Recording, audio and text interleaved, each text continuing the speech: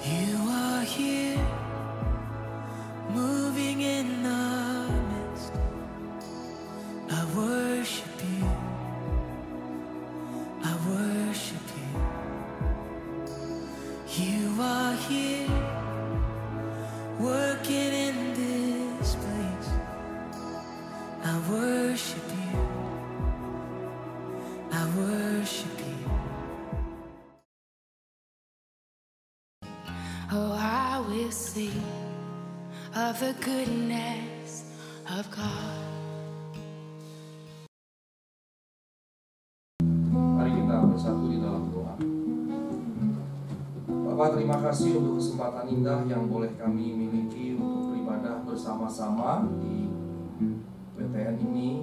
Di tengah segala kesibukan kami boleh Tuhan berikan kesempatan untuk meluangkan waktu, mengambil saat teduh sejenak, merenungkan firman dan kehendak-Mu, dan memperbaiki diri kami sesuai panduan firman-Mu. Berbicara bagi segenap kami dalam nama Tuhan Yesus oleh kekuatan Roh-Mu. Kami berdoa dan mengucap syukur. Amin. Mari kita buka kitab kita dari Yesaya pasal 40 ayat 29 sampai 30. Kita akan baca berbalas-balasan.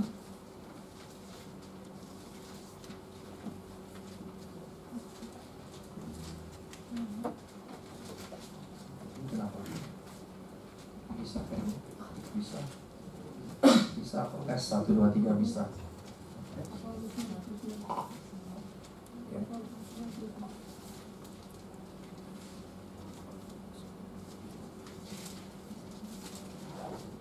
Kita membacanya dengan berbalas-balasan.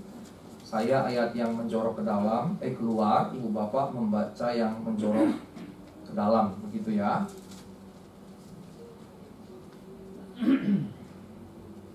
Jadi misalnya dia memberi kekuatan kepada, maka ibu bapak yang lelah. Kemudian saya dan menambah semangat kepada ibu bapak yang tiada berdaya. Begitu ya. Baik, mari kita mulai. Dia memberi kekuatan kepada dan menambah semangat kepada orang-orang muda menjadi lelah dan teruna-teruna jatuh. Tetapi orang-orang yang menantikan mendapat kekuatan baru,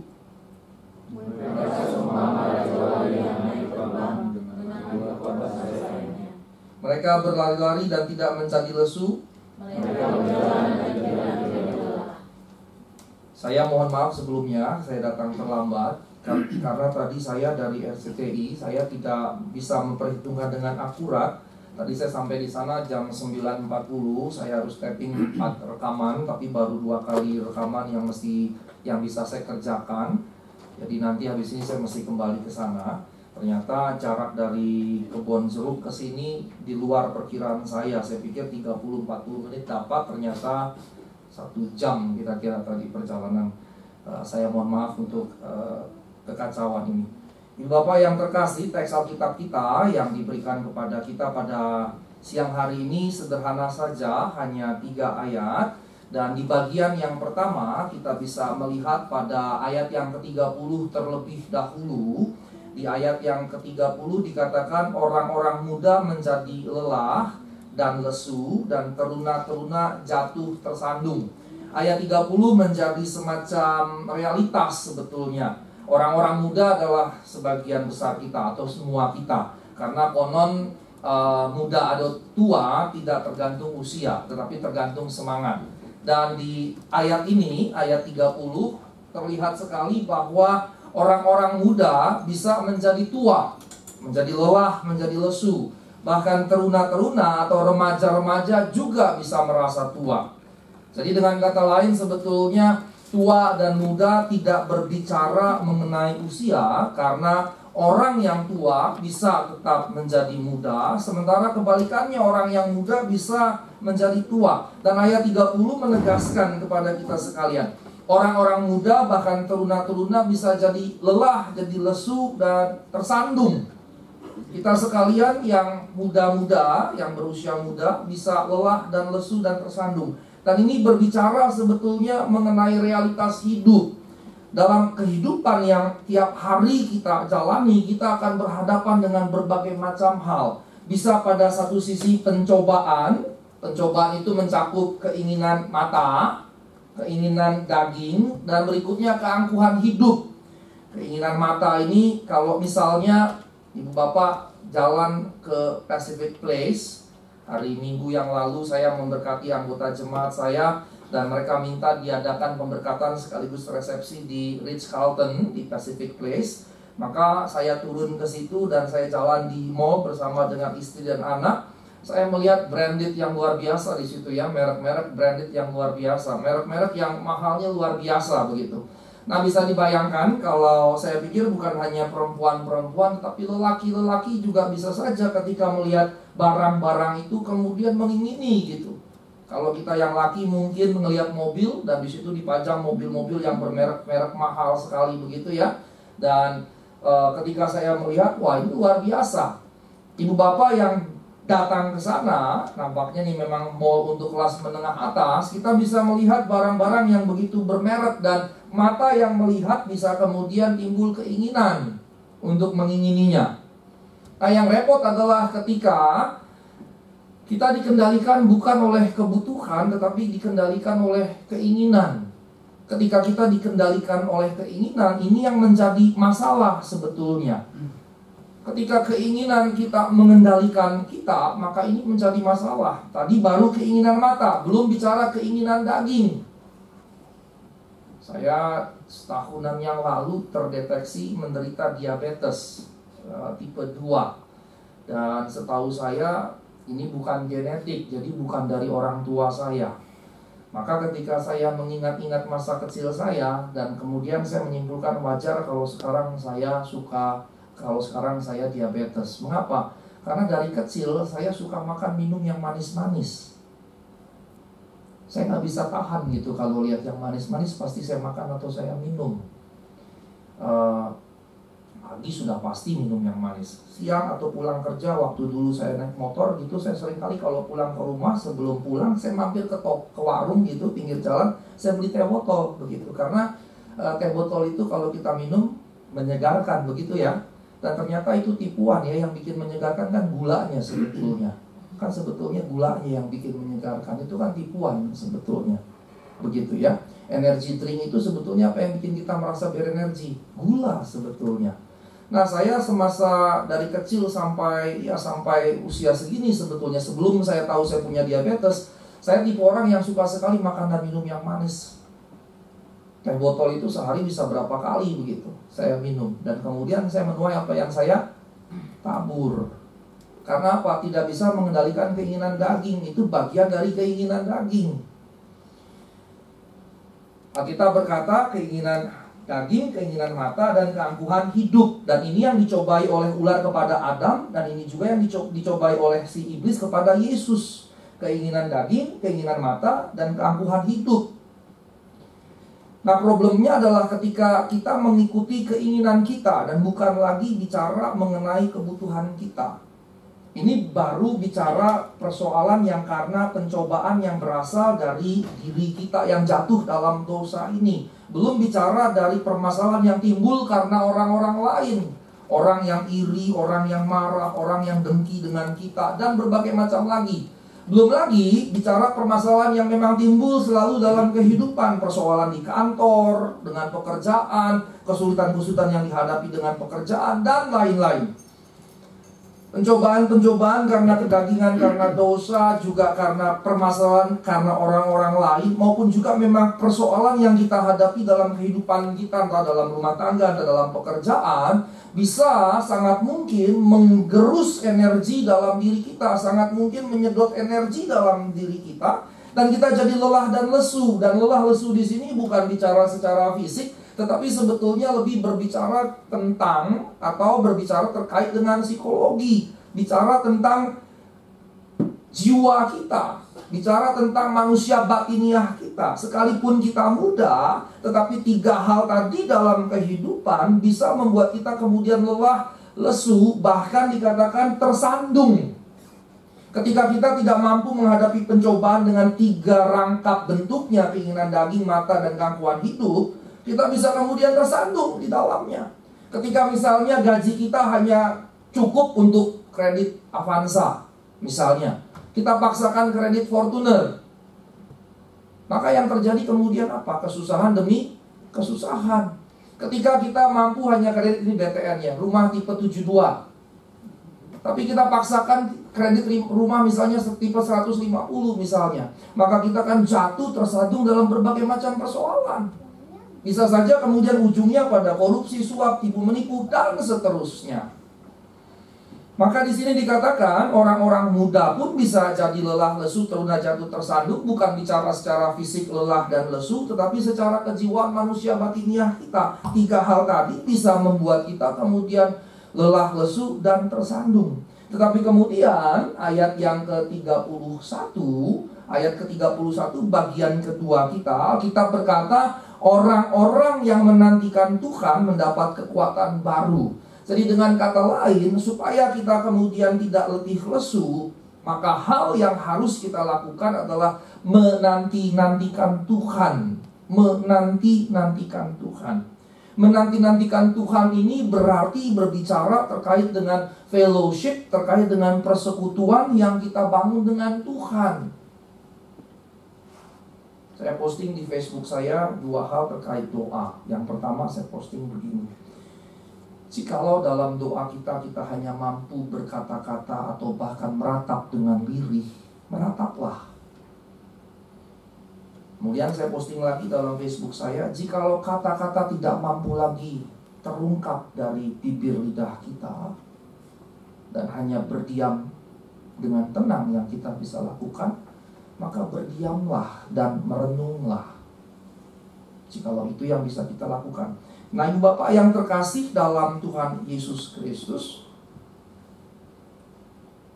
seringkali dunia dengan segala kesibukannya membuat kita nggak punya waktu berfellowship dengan Tuhan.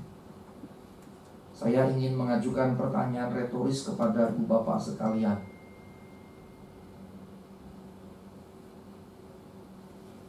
Kapan terakhir kali Ibu Bapak berdoa khusyuk kepada Tuhan?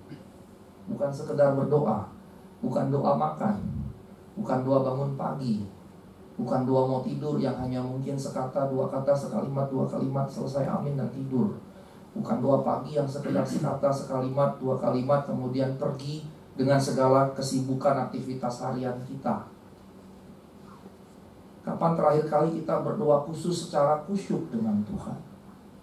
Nah, dari pengamatan saya sebagai pendeta, seringkali orang Kristen, saya nggak bicara di luar Kristen, bersekutu datang kepada Tuhan hanya ketika dalam kesulitan. Betul sekali, ketika dalam kesulitan. Dan ketika kesulitannya begitu payah. Mengapa? Karena selama ini banyak kita menghadapi hidup dengan kekuatan kita sendiri. Ayat 30 tadi jelas menunjukkan orang muda menjadi lesu dan lelah dan tersandung karena mengandalkan kekuatan dirinya sendiri. Dan kita sangat mudah tergoda untuk mengandalkan kekuatan kita sendiri. Ibu Bapak yang sarjana, yang master di bidang ekonomi, master bidang perbankan, master bidang pemasaran, kita akan merasa kita cakap melakukan segala sesuatu dengan kemampuan kita, dengan kehebatan kita, dengan kecerdasan kepala kita, dengan nalar kita, dengan keahlian analisis, apapun istilahnya.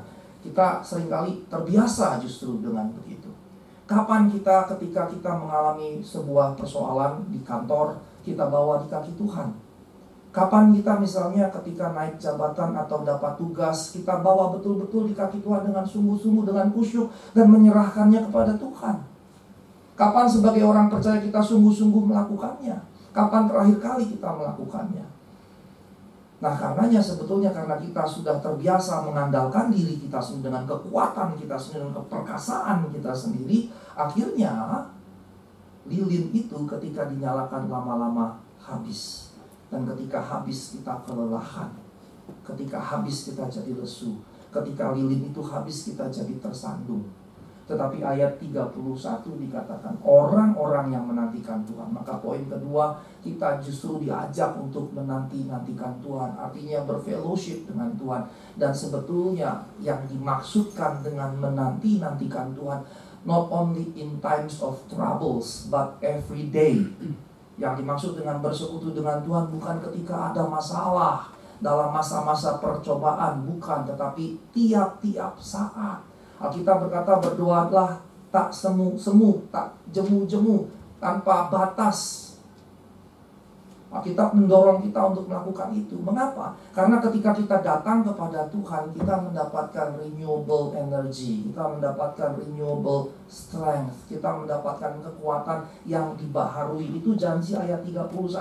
Orang-orang yang menantikan Tuhan mendapatkan kekuatan baru. Maka poin yang ketiga, ketika kita menantikan Tuhan, ketika kita secara berkala menantikan Tuhan, janji firman Tuhan adalah kita tidak akan pernah lesu. Mengapa? Karena sebelum energinya habis sudah di-renew.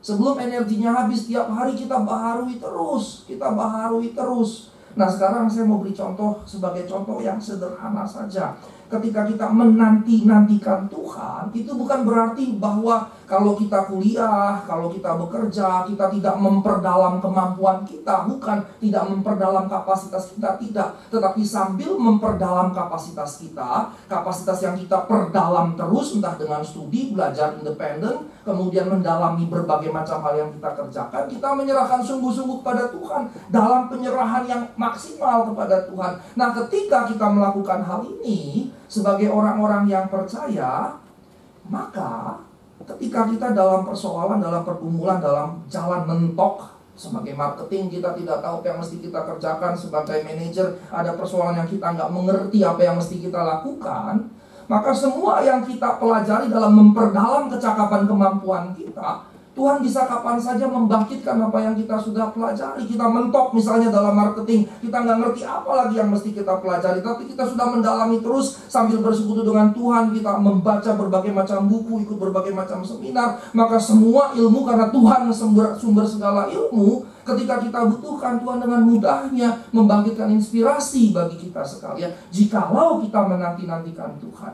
ada janji kekuatan yang baru. Sama seperti Isaac Newton. Isaac Newton, Ibu Bapak tahu kan Isaac Newton? Tahu ya Isaac Newton? Penemu teori gravitasi. Kapan dia menemukan teori gravitasi? Waktu dia duduk di bawah pohon apel. Waktu dia duduk di bawah pohon apel, apel jatuh. Tiba-tiba timbul teori gravitasi. Tetapi teori gravitasi itu tidak timbul sekejap, tetapi itu adalah puncak dari proses panjang pembelajaran yang dia lakukan. Sehingga ketika apel itu jatuh, muncullah teori gravitasi. Kemudiannya Allah sang sumber ilmu pengetahuan cukup menjatuhkan apel, muncullah inspirasi teori gravitasi. Kalau seandainya kita semua yang duduk di bawah pohon apel, terus kita lagi duduk-duduk, terus apel jatuh, apa yang terjadi dengan kita? Kita ambil, kita makan apelnya kan. Apalagi kalau jatuhnya di rumput yang bersih, ya udah kita gosok-gosok di baju, tinggal begitu, tidak menghasilkan apa-apa. Mengapa? Apel yang sama yang jatuh dari satu pohon itu, bagi kita tinggal kita makan, bagi Isaac Newton menghasilkan teori gravitasi. Ini sebetulnya pola yang sama sebetulnya. Artinya bahwa apa yang Isaac Newton perdalam terus-menerus, kemudian dipakai Allah sang sumber pengetahuan untuk menginspirasikan Isaac Newton. Maka kita sebagai orang-orang percaya menanti-nantikan Allah bukan sekedar berarti hanya berdoa baca Alkitab saja, tetapi memperdalam kapasitas kita sebagai orang percaya juga termasuk di dalamnya. Nah, ketika kita memperdalam dan bersekutu dengan Tuhan tiap-tiap saat, dan ketika kita membutuhkannya, Tuhan tinggal seperti menjentikan jari, dan kita memperoleh apa yang kita perlu. Ketika kita bergumul dengan persoalan marketing, kita sebagai manajer marketing, kita bingung, kita serahkan pada Tuhan. Tuhan, ini bagaimana, apa yang mesti kukerjakan? Tapi karena kita terus belajar, maka kemudian dalam persoalan Tuhan tinggal munculkan satu hal. Tapi bayangkan kita bergumul, tapi kita malas mendalami ilmu kita, malas mengembangkan diri, malas mengembangkan kapasitas, maka mustahil juga Tuhan kemudian membangkitkan inspirasi bagi kita sekalian. Karenanya menanti-nantikan Tuhan bukan sekedar berdoa khusyuk ya, tapi di dalamnya adalah memberi diri sebaik-baiknya kepada Tuhan.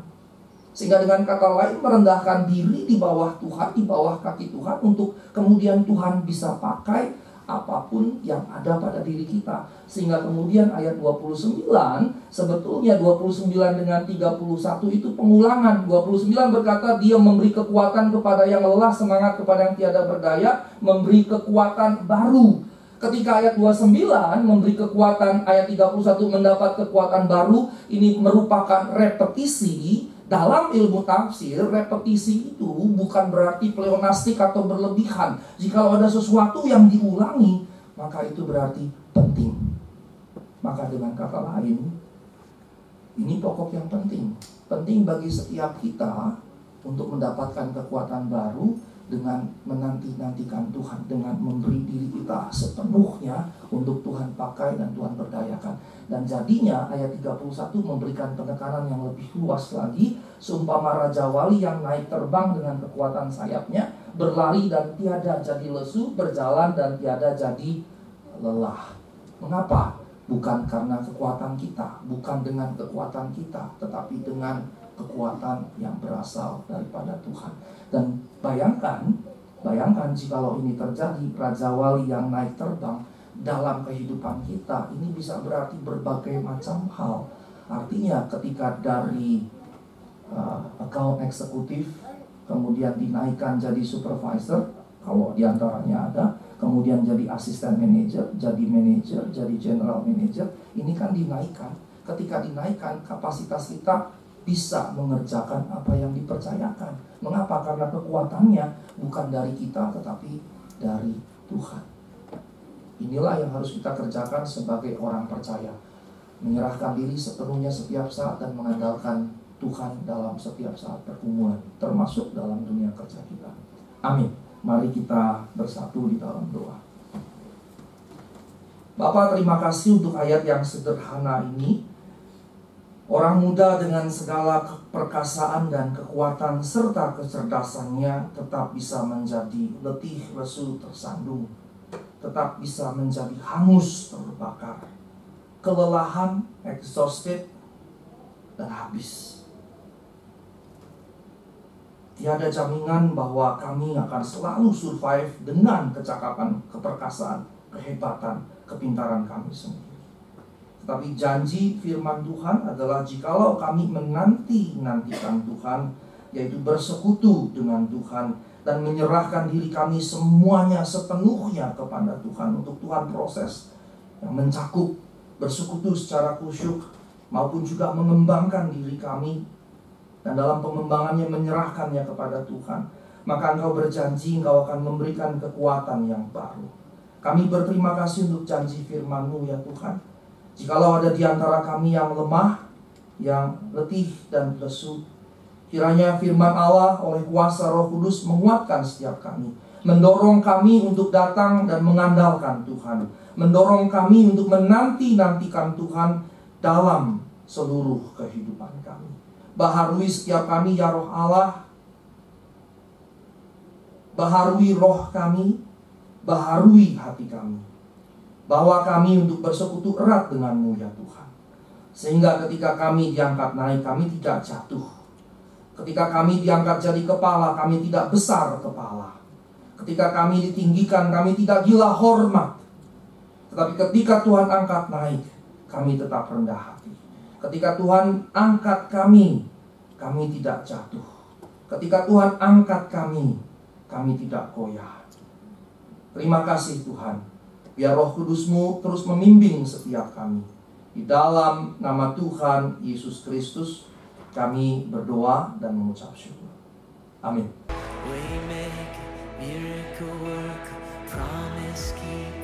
Light in the darkness, my God, that is who you are.